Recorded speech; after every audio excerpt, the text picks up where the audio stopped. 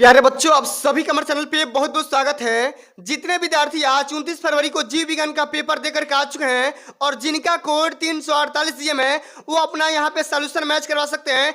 क्योंकि बच्चों, इस वीडियो के माध्यम से मैं आप सभी को इस पूरे पेपर का A to Z यहाँ पर एनालिसिस करने वाला हूँ, ठीक ना। आइए बच्चों, बिना टाइम को वेस्ट किए वीडियो को स्टार्ट करते हैं। और सबसे पहले बच्चों करेंगे क्या, सबसे पहले बहुविकल्पीय प्रश्न को हल मिलाते हैं। और आप लोग क्या करना कि वीडियो खत्म होने के बाद कमेंट में अपना स्कोर शेयर करना कि जो भी मैंने आप सभी को पढ़ाया था, बताया था, उसमें से कितना नंबर का लेक्चर फंसा था या क्वेश्चन फंसे थे। आइए, सबसे पहला क्वेश्चन ये था कि भ्रूण पोष की कोशिका होती है अगुणित, द्विगुणित, त्रिगुणित या चौगुणित। तो बच्चों, इस क्वेश्चन का ऑप्शन नंबर यहाँ पे क्या हो जाएगा, तीसरा यहाँ पे बिल्कुल राइट आंसर हो जाएगा।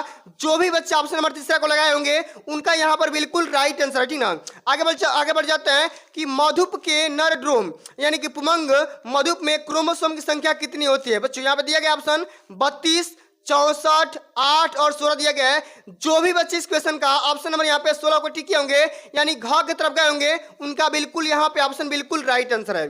चलिए बच्चों, आगे बढ़ जाते हैं। अगला हमारा क्वेश्चन ये पूछा गया था कि विषाणु का आनुवंशिक पदार्थ क्या होता है। विषाणु का आनुवंशिक पदार्थ क्या होता है, डीएनए अथवा आरएनए, केवल आरएनए, केवल डीएनए या इनमें से कोई नहीं। तो विषाणु का आनुवंशिक पदार्थ क्या होता है बच्चा, यहाँ पे हो जाएगा डीएनए भी हो जाएगा, साथ में आरएनए भी हो सकता है, या तो डीएनए हो सकता है या तो आरएनए हो जाएगा। जो भी बच्चा ऑप्शन नंबर 1 को टिक किया होगा उसका बिल्कुल यहाँ पे राइट आंसर हो जाएगा। आगे बढ़ जाते हैं। जितना क्वेश्चन बताया गया था सुबह में, सारे के सारे क्वेश्चन यहाँ पर टकरा गए हैं, एक भी क्वेश्चन सेक्शन से बाहर नहीं गया है।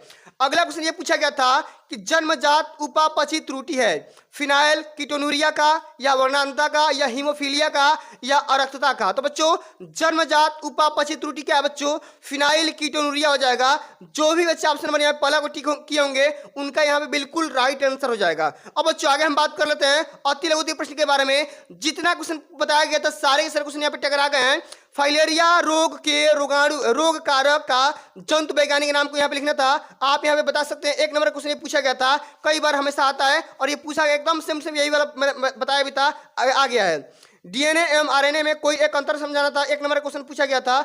चलिए बच्चों, अगला क्वेश्चन ये पूछा गया था कि दो जैव विविधता तप्त स्थल के नाम लिखना था। आधा नंबर का क्वेश्चन है, आपको यहाँ पे बताया गया था। सारे क्वेश्चन यहाँ पे टकरा गया है। आगे बढ़ते हैं कि मानव वृषण में सर्टिलो कोशिकाओं का क्या कार्य होता है, इसके बारे में लिखना था। ये भी क्वेश्चन एक नंबर का पूछा गया था।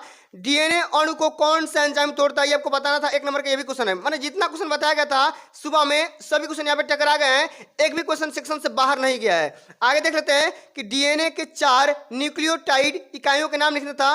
2 नंबर के क्वेश्चन पूछा गया था। सब कुछ मैंने आप सभी करवा रखा था, सारे के सारे क्वेश्चन फंस चुका है। आगे क्वेश्चन ये पूछा गया था कि खाद्य श्रृंखला का सचित्र वर्णन करना था। ये भी 2 नंबर का क्वेश्चन पूछा गया था। आशा करता हूं आप सभी करके आए होंगे, फोड़ करके आए होंगे।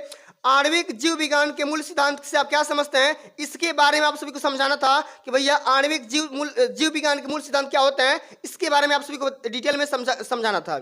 मच्छरों से होने वाले किसी एक रोग का नाम लिखना था और उसके रोकथाम के लिए क्या क्या उपाय हम समझा सकते हैं, उसके बारे में समझाना था। तो क्या होता है, मलेरिया हो जाएगा। आप सभी को यहाँ पे लिख दिए होंगे, पूरा भरोसा है, ठीक ना। जैव सूचना विज्ञान क्या होता है, जैव सूचना विज्ञान क्या होता है, इसके बारे में आप सभी को लिखना होगा, ठीक ना। 2 नंबर का क्वेश्चन पूछा गया था।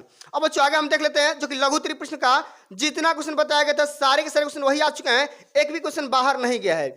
आगे समझते हैं क्वेश्चन क्या पूछा गया था कि परागण में जंतुओं की भूमिका का क्या मत होता है, इसके बारे में आपको सभी को समझाना था।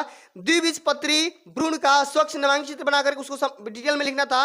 अपूर्ण प्रभाविता क्या होता है, उदाहरण से समझाना था।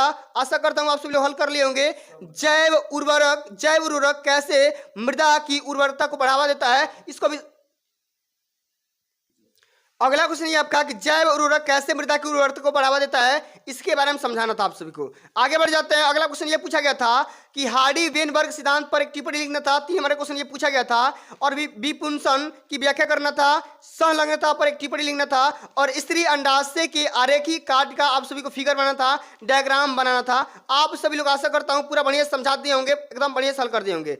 आगे समझते हैं कि बायोगैस के उत्पादन में सूक्ष्म जीवों की भूमिका का क्या महत्व होता है, इसके बारे में वर्णन करना था, पूरा डिटेल में लिखना था। आरएनए फिंगरप्रिंटिंग की व्याख्या करते हुए इनके प्रयोग को भी समझाना था। आप सभी लोग कर दिए होंगे, पूरा फोड़ दिए होंगे। आदि मानव, ठीक ना, आदि मानव पर आप सभी को एक टिप्पणी लिखना था। 3 नंबर का टिप्पणी हमेशा आता है, मैंने आप सभी को सब कुछ करवा रखा है, ठीक ना। सोहोपकारिता सोहोपकारिता क्या होता है, उदाहरण सहित आप सभी को समझाना था, पूरा हल कर दिए होंगे, पूरा आप सभी को एक ही सवाल को यहाँ पे सोल्यूशन बताया गया था, ठीक ना। चलिए आगे समझ लेते हैं विस्तृत उत्तरी प्रश्न के बारे में, जो कि बोर्ड के पेपर में 5 नंबर का पूछा गया था कि रासायनिक उर्वरकों और कीटनाशकों के उपयोग को कम करने में सूक्ष्म जीवों के उपयोग पर विस्तृत तरीके से आप सभी को विस्तार में वर्णन करना था, या आपको यह करना था, नहीं तो आपको यह करना था कि मानव कल्याण में जैव प्रौद्योगिकी के योगदान का संक्षेप में उल्लेख करना था, ठीक ना। यह भी क्वेश्चन 5 नंबर का पूछा गया था। आगे समझ लेते हैं कि मानव जीनोम की प्रमुख विशेषताओं का वर्णन करना था, यह भी क्वेश्चन 5 नंबर का पूछा गया था। या तो भैया इसको करना था, नहीं तो इसको करना था कि विभिन्न सहायक जनन प्रौद्योगिकियों की वर्णन करना था, या तो भैया इसको करिए ना तो इसको करिए, दोनों में से किसी एक को ही हल करना था। आगे समझ लेते हैं कि मेंडली विकार का विस्तार से वर्णन करना था, यह भी क्वेश्चन 5 नंबर का पूछा गया था, ठीक ना। या तो भैया इसको करिए, नहीं तो इसको भी हल करना था कि पारितंत्र की परिभाषा लिखना था, इसके जैविक एवं अजैविक घटकों का चित्र बना करके पूरा बढ़िया से डिटेल में इसका डिस्कस करना था। तो मैं आशा करता हूं कि जितना क्वेश्चन बताया गया था सारे के सारे क्वेश्चन यहाँ पर टकरा गए हैं, ठीक ना। और यहाँ पे देखो मैंने सब कुछ का सेक्शन बी का सोल्यूशन ऑलरेडी आपको बता रखा था, ठीक ना, आप लोग यहाँ पे देख सकते हैं। अब बच्चों यहाँ पे देख सकते हैं कि अब यहाँ पे इंग्लिश की तैयारी इसी चैनल से आप सभी करवा दी जाएगी, परेशान मत होना। यहाँ पे देख सकते इंग्लिश का पार्ट ए हो चाहे वो पार्ट बी हो, सबका सोल्यूशन आप सभी को एक ही करके प्रोवाइड कर दिया जाएगा, परेशान मत होना। और इंग्लिश के पेपर में आप सभी को 95% प्लस फोड़ना है, ठीक ना। अब तक जो जीव विज्ञान का हुआ चाहे वो मैथ का हुआ, जो बीत गया बात उसको भूल जाना है, लेकिन अब से तैयारी को बहुत ही बेस्ट देना है, अपना 100% देना है, ठीक ना। तो बच्चों आज के लिए बस इतना ही। अगर ये वीडियो आप सभी को अच्छी लगी होगी, हेल्पफुल लगी होगी, तो वीडियो को लाइक कर देना, शेयर कर देना, चैनल पे नए होंगे तो सब्सक्राइब कर देना। जल्द मिलते हैं अगली वीडियो में, तब तक के लिए जय हिंद, जय भारत, वंदे मातरम।